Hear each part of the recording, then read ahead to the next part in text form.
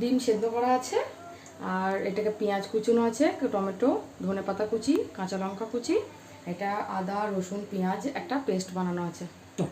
কড়াইয়ে তেল দিলাম, তারপর একটু নুন দিয়ে দেবো, এরপর ডিমগুলো ছেড়ে দেবো,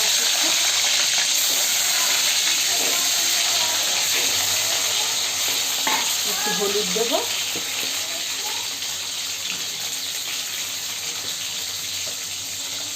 একটু লঙ্কার গুঁড়ি, কালারটা ভালো আসছে।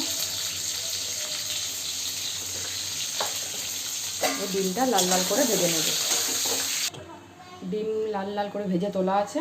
কড়াইয়ে তেল দিলাম, তেজপাতা, গোটা গরম মশলা একটু ভেজে নেব, তারপরে পেঁয়াজ কুচি দিয়ে দেবো।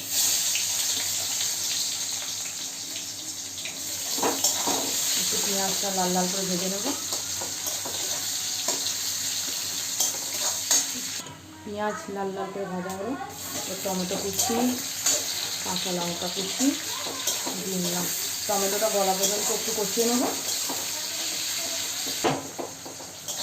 টমেটো গলে গেছে, এবার ওই আদা রসুন পেঁয়াজের পেস্টটা দিয়ে দিলাম।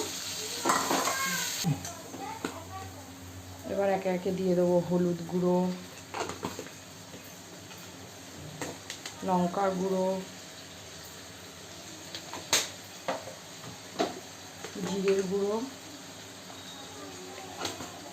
আর অল্প একটু ধনের গুঁড়ো। স্বাদ মতো একটু চিনি দেবেন, তাহলে ব্যালেন্সটা ভালো থাকবে, টেস্টটা ভালো আসবে।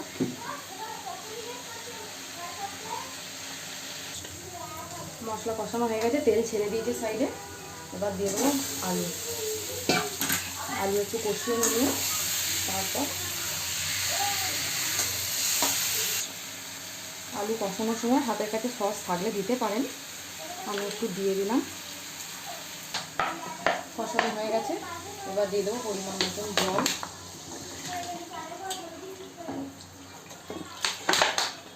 যারা যতটা ঝোল রাখতে চান। এবার দিয়ে দেবো একটু ধনেপাতা কুচিটা, দিয়ে দেবো স্বাদ মতো একটু লবণ।